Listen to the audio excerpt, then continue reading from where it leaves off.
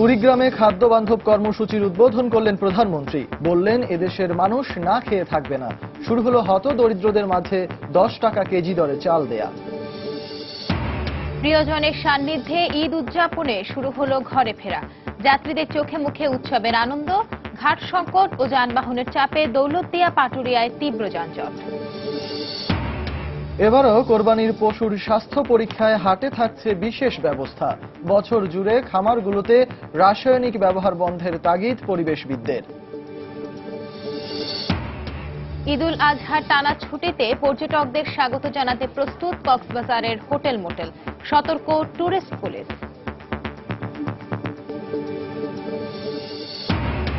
এবং ঢাকা ও নারায়ণগঞ্জ থেকে নব্য জেএমবির সদস্য 2 দম্পতি আটক। সরকারের নির্দেশনার পরও নিখোঁজ শিক্ষার্থীদের তালিকা করেনি কুষ্টিয়া ইসলামী বিশ্ববিদ্যালয়।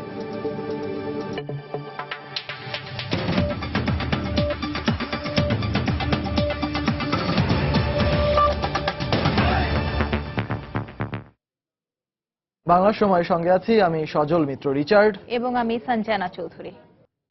প্রধানমন্ত্রী শেখ হাসিনা বলেছেন, বঙ্গবন্ধুর দেখানো পথেই দেশ থেকে দারিদ্র্য দূর করতে কাজ করছে তার সরকার। তিনি বলেন, আওয়ামী লীগ সরকারের আমলে এদেশের মানুষ না খেয়ে থাকবে না। কুড়িগ্রামে খাদ্য বান্ধব কর্মসূচির উদ্বোধন করার আগে এক সমাবেশে প্রধানমন্ত্রী একথা বলেন। এরপর হতদরিদ্রদের মাঝে 10 টাকা কেজি দরে চাল বিতরণ কর্মসূচির উদ্বোধন করেন তিনি। কুড়িগ্রাম থেকে আরো জানাচ্ছেন দেবাশিস রায়। ধান লাগানো থেকে কাটা ও মাড়াই পর্যন্ত মাঝের বেশ কমাস অনেকটা কর্মহীন সময় কাটে দিনমজুর এবং ভূমিহীন কৃষকদের। এই সময়টায় হতদরিদ্র মানুষদের খাদ্য নিরাপত্তা নিশ্চিত করতে 10 টাকা কেজি দরে চাল বিক্রির উদ্যোগ সরকারের। 5 মাস সারা দেশের 50 লাখ পরিবার মাসে সর্বোচ্চ 30 কেজি চাল সংগ্রহ করতে পারবেন এই কর্মসূচির আওতায়।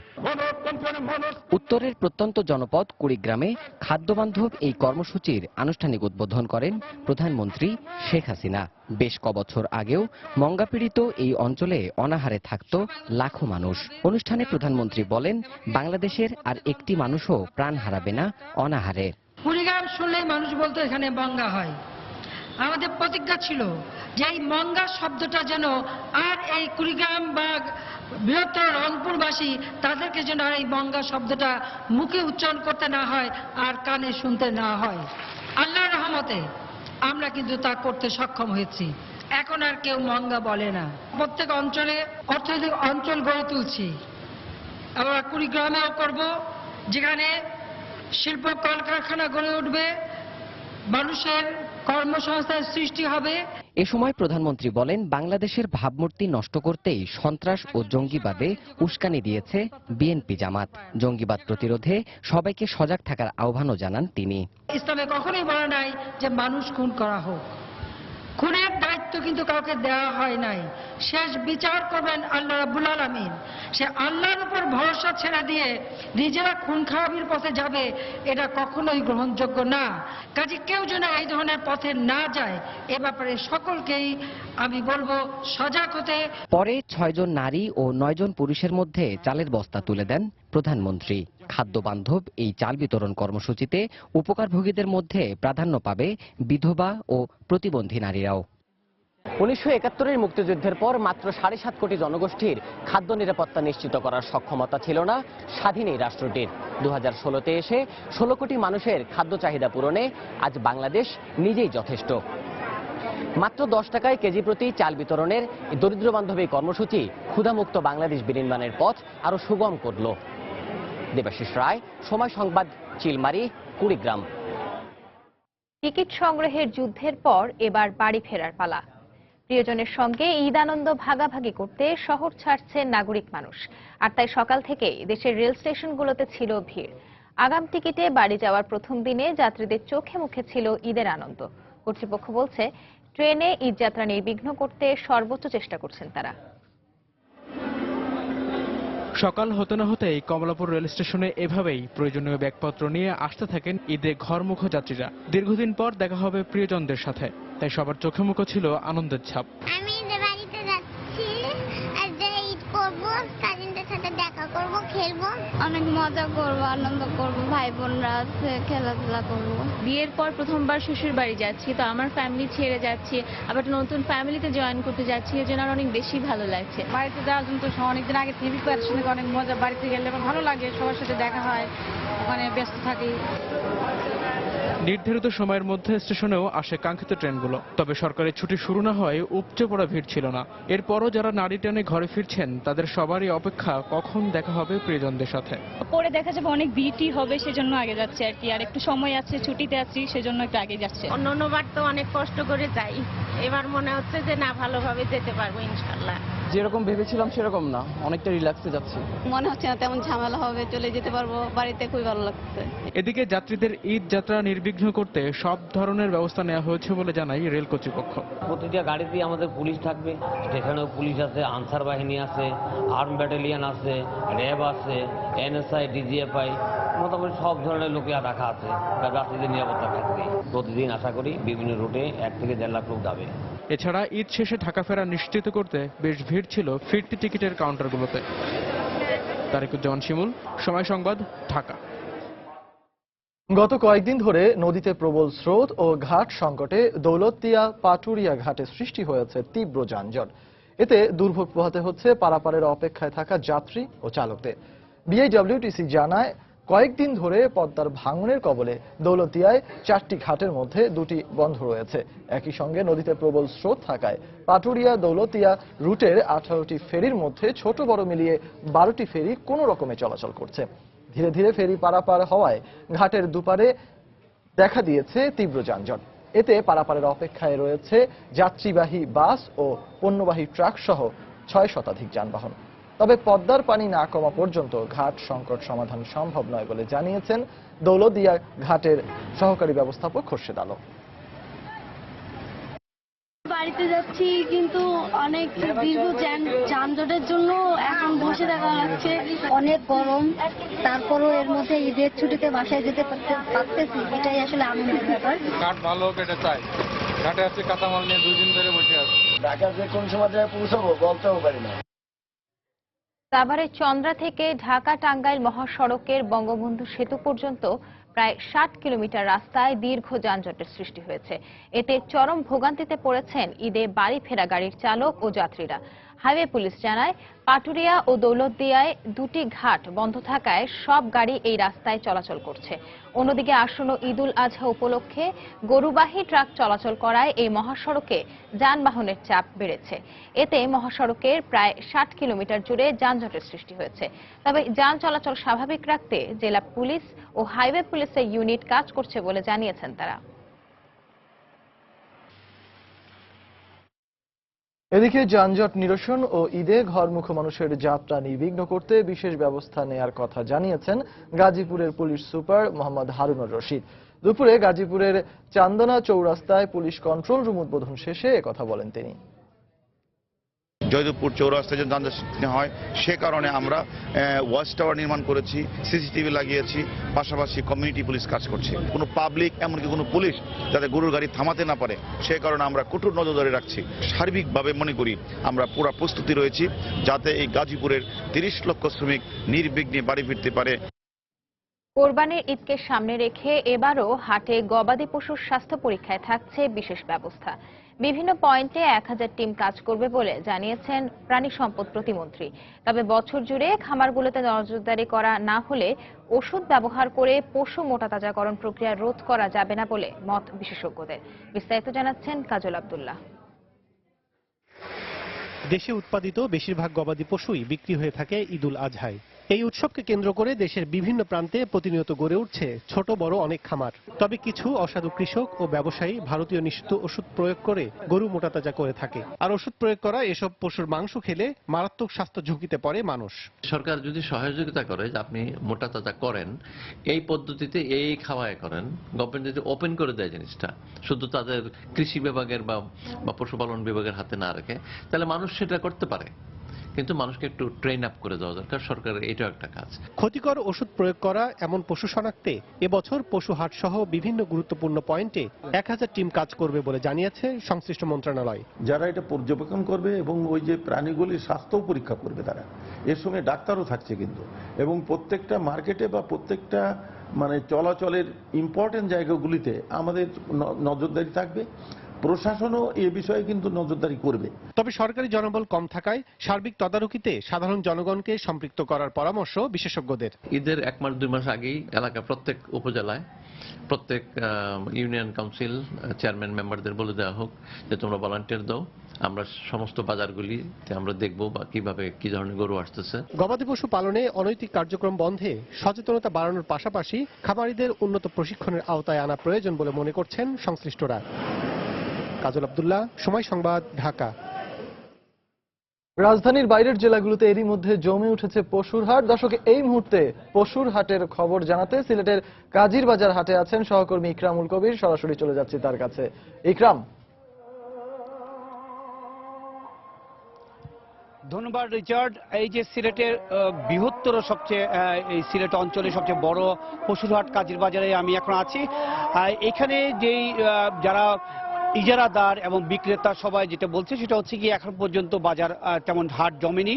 যারা এসছেন তারা একরকম দর্শকের মতোই দেখে যাচ্ছেন বাজারের দাম কেমন অবস্থা, চড়া না কম আছে দাম, এবং দামাদামি করে যাচ্ছে। তেমন গরুর বিক্রি হচ্ছে না, অন্যান্য যেগুলো আছে ছাগল সহ অন্যান্য গবাদি পশু আছে তেমনই বিক্রি হচ্ছে না।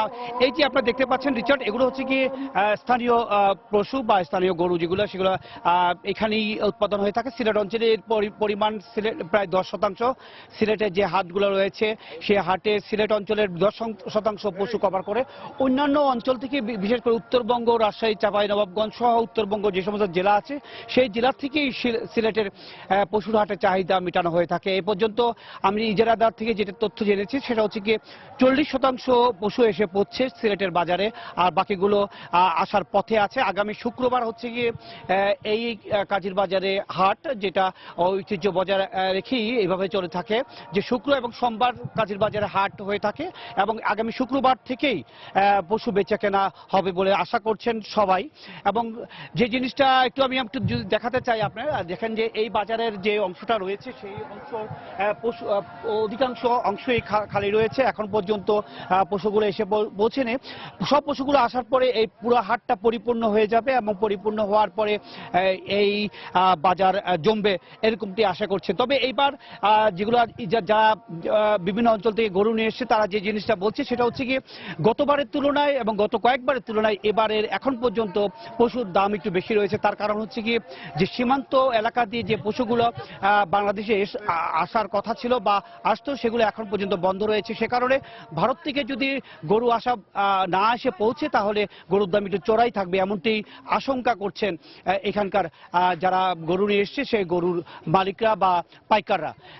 রিচার্ড, এ ছিল সিলেট অঞ্চলের সবচেয়ে বড় পশুর হাট কাজীর বাজারের পশুর বেচাকেনার সর্বশেষ পরিস্থিতি।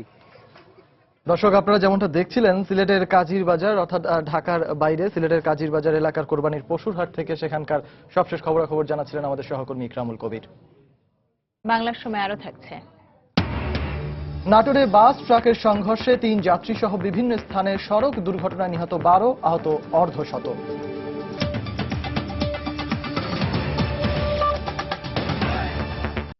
ঈদুল আজহার ছুটি থেকে কক্সবাজারে শুরু হচ্ছে প্রতীক্ষার পর্যটন মৌসুম।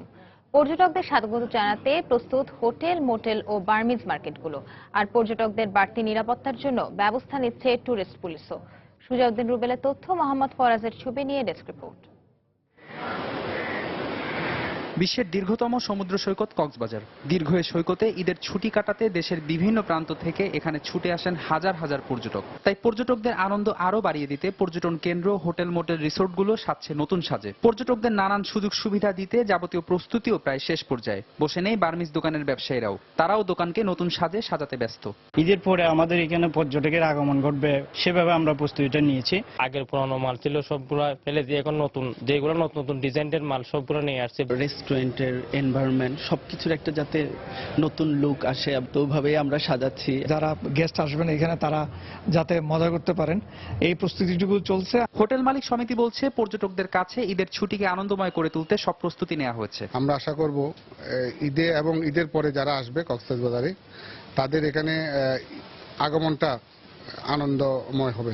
এদিকে ট্যুরিস্ট পুলিশের কর্মকর্তা জানালেন পর্যটকদের বাড়তি নিরাপত্তা নিশ্চিত করা সহ নানা পদক্ষেপ নেওয়া হয়েছে। বিচ এলাকার প্রত্যেকটা পয়েন্টে আমরা সার্বক্ষণিক পুলিশ মোতায়েন করব, পাশাপাশি কন্ট্রোল রুম স্থাপন করব 3টাই পুলিশ বক্স, সেখান থেকে সতর্কতামূলক প্রচারণা সহ দিক নির্দেশনা প্রদান করা হবে। পর্যটন শহর কক্সবাজারে 1/2 তারকামানের হোটেল, ছোট বড় 1.5 হোটেল ও মোটেল এবং 2 গেস্ট হাউস, কটেজ ও রিসোর্ট রয়েছে। আর বার্মিজ মার্কেট রয়েছে 12টি। সময় সংবাদ, কক্সবাজার। কথিত জিহাদে অংশ নিতে বিদেশে যাওয়ার চেষ্টার অভিযোগে ঢাকা ও নারায়ণগঞ্জ থেকে 2 দম্পতিকে আটক করেছে র্যাব। র্যাবের দাবি এই 4 জন নব্য জেএমবির সদস্য। সংগঠনের শায়খ বা নেতার নির্দেশে তারা সম্প্রতি বিবাহ বন্ধনে আবদ্ধ হন। নারায়ণগঞ্জের সরকারি তোলারাম কলেজের উদ্ভিদ বিজ্ঞান বিভাগ থেকে মাস্টার্স পাস নাহিদ সুলতানা বিয়ে করেন 2 সন্তানের জনক এইচএসসি পাস আমিনুল ইসলামকে।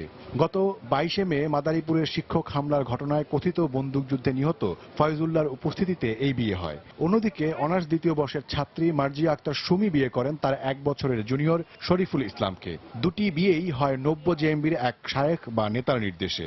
সুমি, আমিনুল এবং শরীফুলকে ফার্মগেট এলাকা থেকে আটক করা হয়। এরপর তাদের তথ্য অনুযায়ী নাহিদ সুলতানাকে নারায়ণগঞ্জের ফতুল্লা থেকে আটক করার কথা জানায় র্যাব। শুধুমাত্র এই যে জঙ্গিবাদের দিকে নিজেকে সন্নিবেশিত করা এবং জঙ্গি আক্রমণ করার জন্যই কিন্তু তারা নিজেরা বিবাহ বন্ধনে আবদ্ধ হয়েছে।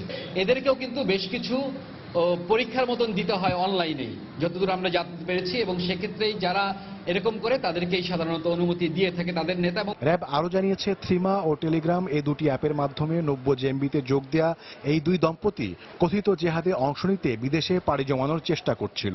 ইনিশিয়ালি যেটা স্বীকার করেছে যে তাদের যেহেতু ক্রমাগত অভিযানের ফলে তারাও কিছুটা আতঙ্কগ্রস্ত, সেক্ষেত্রেই তারা দেশ ত্যাগ করার পরিকল্পনা করেছে এবং যতদূর আমরা জানতে পেরেছি তারা পাকিস্তানে যাওয়ার জন্য আসলে প্রস্তুতি নিচ্ছিল। র্যাব আরো জানিয়েছে নব্য জেএমবির যে শাখাটি তাদের সদস্যদের গৃহত্যাগ করার বিষয়টি তদারকি করে তার নাম তালিফ। ওমর ফারুক, সময় সংবাদ, ঢাকা। সরকারের নির্দেশনার পরও কুষ্টিয়া ইসলামী বিশ্ববিদ্যালয়ের নিখোঁজ শিক্ষার্থীদের তালিকা করেনি বিশ্ববিদ্যালয় কর্তৃপক্ষ। এমনকি দীর্ঘদিন ধরে নিখোঁজ 3 ছাত্রের বিষয়ে হালনাগাদ তথ্যও নেই তাদের কাছে। এ অবস্থায় সংখ্যা প্রকাশ করে দ্রুত তালিকা করার দাবি শিক্ষার্থীদের। অবশ্য যাচাই বাছাই শেষে শিগগিরই নিখোঁজদের তালিকা প্রকাশের কথা জানিয়েছেন কর্তৃপক্ষ। বাবুল হোসেনের ছবি ও এস এম রাশেদের তথ্য নিয়ে দেখুন ডেস্ক রিপোর্ট। 2012 সালে নিখোঁজ হয় কুষ্টিয়া ইসলামী বিশ্ববিদ্যালয়ের আল ফিকাহ বিভাগের ছাত্র মোকাদ্দাস আলী। একই বছর থেকে খোঁজ নেই আল হাদিস বিভাগের শিক্ষার্থী অলিউল্লাহ রহমানের। গত বছর হঠাৎ উধাও হয়ে যায় কম্পিউটার সায়েন্সের শিক্ষার্থী মারফত আলী। সবশেষ চলতি বছরের 1 জুলাই থেকে নিখোঁজ রয়েছে দাওয়া অ্যান্ড ইসলামিক স্টাডিজ বিভাগের অনার্স 2য় বর্ষের ছাত্র রকুনুজ্জামান। তবে এদের মধ্যে মারফত আলীর সিঙ্গাপুরে অবস্থান নিশ্চিত হলেও বাকি 3 জনের খোঁজ নেই। সম্প্রতি গুলশান ও শোলাকিয়ায় জঙ্গি হামলায় নিখোঁজ ব্যক্তিদের সম্পৃক্ততার তথ্য উঠে আসায় শিক্ষা প্রতিষ্ঠানে নিখোঁজ শিক্ষার্থীদের তালিকা তৈরির নির্দেশ দেয় মন্ত্রণালয়, কিন্তু এখনো তালিকা তৈরি করেনি ইসলামী বিশ্ববিদ্যালয় কর্তৃপক্ষ। আমি জানতে চাই যে এরা আসলে কোথায় আছে এবং কেন তারা নিখোঁজ বা তারা কি করতেছে। যদি নিখোঁজ থাকে তাহলে অবশ্যই তালিকাটা প্রকাশ করা উচিত, আর নিখোঁজ না থাকলে এই বিষয়টাও ক্লিয়ার করা উচিত। আমরা চাই এটা নিখোঁজ যারা আছে তাদের একটা তালিকা প্রকাশ করুক। তবে বিশ্ববিদ্যালয়ের প্রক্টরের দাবি তথ্য অনুসন্ধান ও যাচাই বাছাই করার জন্য নিখোঁজদের তালিকা তৈরিতে বিলম্ব হচ্ছে। আর সকল শিক্ষার্থীদের তথ্য হালনাগাদ রাখতে ডাটাবেস তৈরির কথা জানালেন প্রভিসি। প্রায় 45-46 দিন থেকে এখন পর্যন্ত বিশ্ববিদ্যালয়ের মাননীয় উপাচার্যের নিয়োগ পাননি, যার কারণে সেখানেও একটা অভিভাবক শূন্যতার মধ্যে আমরা আছি। আশা করছি এই সব মিলে খুব স্বল্পতম সময়ের মধ্যেই আমরা নিখোঁজের তালিকা বা সম্পৃক্ত তালিকা আমরা তৈরি করতে সমর্থ হব। প্রতিটি বিভাগে নির্দেশনা দিয়েছি তারা যেন স্ব জায়গা থেকে ডাটাবেস তৈরি করে এবং শিক্ষার্থীদের সকলেই প্রতিটি বিভাগের চেয়ারম্যান সকল শিক্ষার্থীর খবর রাখবে এবং এই কাজ ইতিমধ্যে শুরু হয়েছে, প্রক্রিয়াল বডি কাজ করছে। বিশ্ববিদ্যালয়ের সূত্র জানায় নিখোঁজ অলিউল্লাহ ও মোকাদ্দাস আলীর বাড়ি ঝালকাঠি ও পিরোজপুরে, আর রকুনুজ্জামানের বাড়ি যশোরের ঝিকরগাছায়। সময় সংবাদ, কুষ্টিয়া। বাংলা সময় আরো থাকছে। লোকসানের মুখে চামড়া ব্যবসা ছেড়ে দিয়েছেন খুলনার অনেক ব্যবসায়ী। এবার ঈদে অনেকের চামড়া কেনার প্রস্তুতি নেই, সরকারিভাবে দ্রুত ব্যবস্থা নেওয়ার আহ্বান।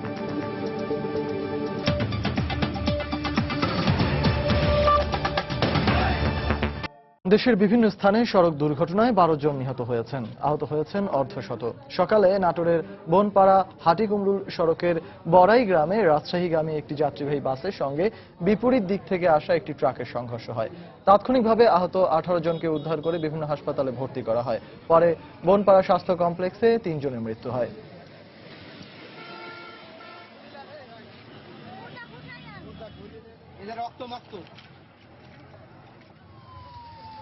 দুপুরে ঢাকা আরিচা মহাসড়কের মানিকগঞ্জের তরা এলাকায় যাত্রীবাহী বাসের চাপায় মোটরসাইকেলে থাকা এক দম্পতি গুরুতর আহত হন। এ সময় রানা গুরুতর আহত হলেও ঘটনাস্থলেই মারা যান তার স্ত্রী প্রিয়া।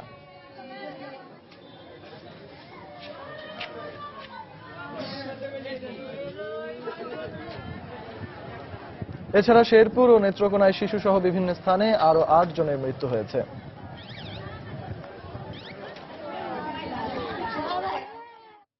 বান্দরবানের রোয়াংছড়িতে গণপিটুনিতে 2 জন নিহত হয়েছেন।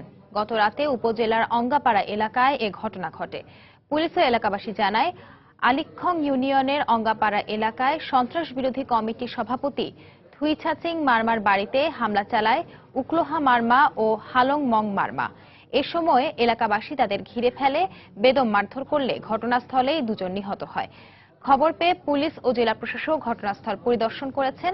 এ ঘটনায় রোয়াংছড়ি থানায় একটি মামলা করা হয়েছে।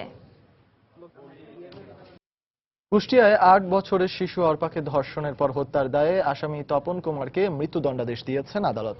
দুপুরে অতিরিক্ত জেলা ও দায়রা জজ আদালতের বিচারক রেজা মোহাম্মদ আলমগীর এই রায় দেন। মামলা সূত্রে জানা যায়, 2014 সালের 28 মার্চ বিকেলে শিশু অর্পাকে বিস্কুট কিনে দেওয়ার কথা বলে ডেকে নিয়ে যায় প্রতিবেশী তপন। পরে শিশুটিকে ধর্ষণের পর শ্বাসরোধ করে হত্যা করে সে। খোঁজাখুঁজির একদিন পর এলাকার একটি পরিত্যক্ত বাড়ি থেকে শিশুটির লাশ উদ্ধার করে পুলিশ। পরদিন এই ঘটনায় মামলা হলে গ্রেফতার করা হয় অভিযুক্ত তপনকে। জিজ্ঞাসাবাদে পুলিশের কাছে সে ধর্ষণের কথা স্বীকার করে। মামলার রায়ে তপনকে মৃত্যুদণ্ডের পাশাপাশি 1 লাখ টাকা জরিমানার আদেশ দেন আদালত।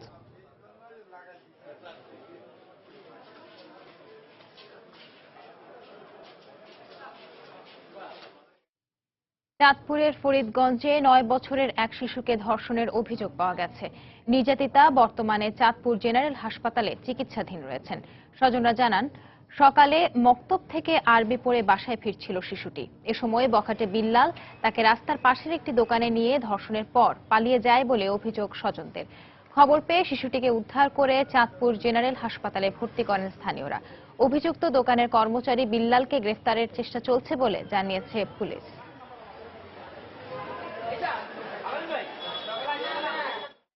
আমি এটার বিচার সুষ্ঠু মতন চাই, আমি ন্যায্য বিচার চাই আমার ছোট মেয়ে। সাময়িকভাবে কিছু এক্সামিনেশন করেছি এবং দেখলাম যে সে আশঙ্কা মুক্ত এবং তাকে ভবিষ্যৎ এক্সামিনেশনের জন্য গাইনি ওয়ার্ডে ভর্তি রেখেছি। যে অপরাধী তাকে চিহ্নিত করতে পেরেছে এবং তাকে ধরার জন্য সর্বাত্মক চেষ্টা চলছে। ইনশাআল্লাহ খুব শীঘ্রই আমরা তাকে ধরতে পারবো। বকেয়া বেতন ও বোনাসের দাবিতে সাভারে মানববন্ধন ও বিক্ষোভ করেছে একটি তৈরি পোশাক কারখানার শ্রমিকরা। সকালে নবীনগর চন্দ্রা সড়কের আশুলিয়ার বাইপাইল এলাকায় RN গার্মেন্টস লিমিটেডের শতাধিক শ্রমিক বিক্ষোভ করেন।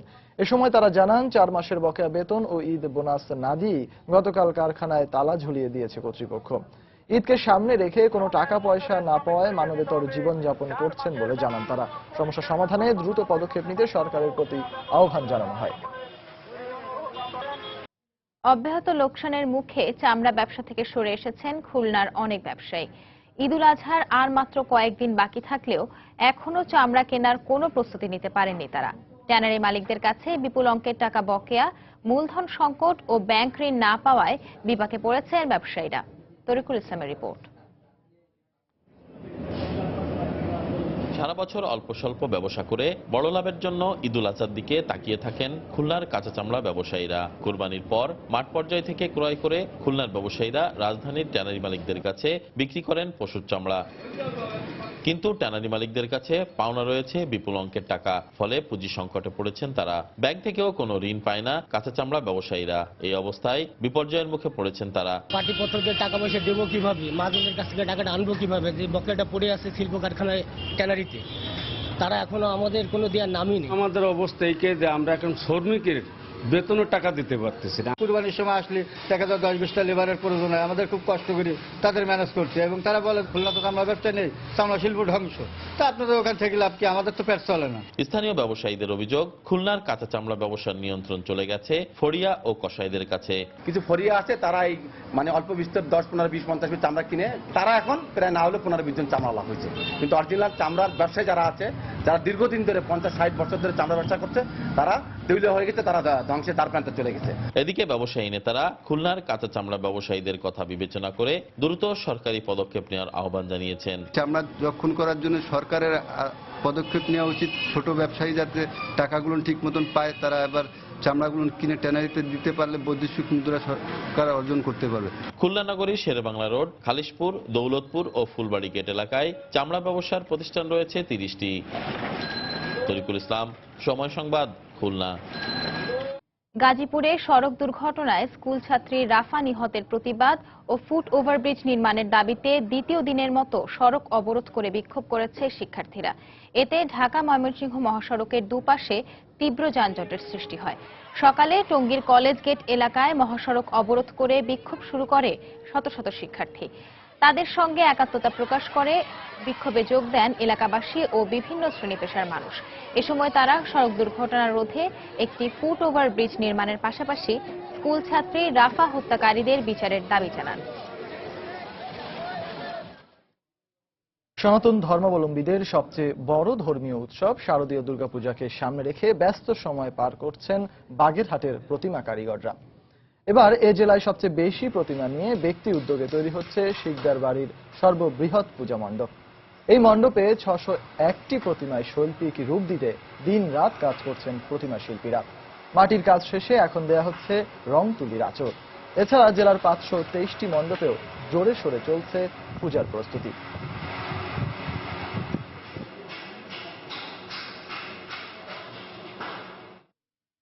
বাংলার সময় শীর্ষ সংবাদগুলো জানিয়ে দিচ্ছে আরো একবার। কুড়িগ্রামে খাদ্য বান্ধব কর্মসূচির উদ্বোধন করলেন প্রধানমন্ত্রী। বললেন এদেশের মানুষ না খেয়ে থাকবে না। শুরু হলো হত দরিদ্রদের মাঝে 10 টাকা কেজি দরে চাল দেয়া। প্রিয়জনের সান্নিধ্যে ঈদ উদযাপনে শুরু হলো ঘরে ফেরা। যাত্রীদের চোখে মুখে উৎসবের আনন্দ। ঘাট সংকট ও যানবাহনের চাপে দৌলতদিয়া পাটুরিয়ায় তীব্র যানজট।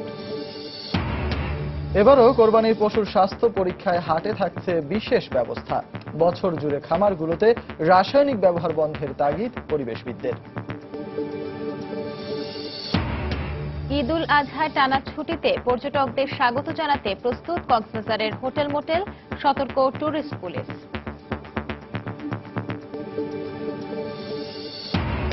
এবং ঢাকা ও নারায়ণগঞ্জ থেকে নব্য জেএমবির সদস্য 2 দম্পতি আটক। সরকারের নির্দেশনার পরও নিখোঁজ শিক্ষার্থীদের তালিকা করেনি কুষ্টিয়া ইসলামী বিশ্ববিদ্যালয়। এই ছিল বাংলার সময়। যে কোনো খবর পেতে ভিজিট করুন সময়নিউজ.tv। এছাড়া এই মাত্র পাওয়া খবর আপনার মোবাইলে পেতে SMS করুন *BM লিখে পাঠিয়ে দিন 16242 নম্বরে। সঙ্গে থাকুন সময়ের।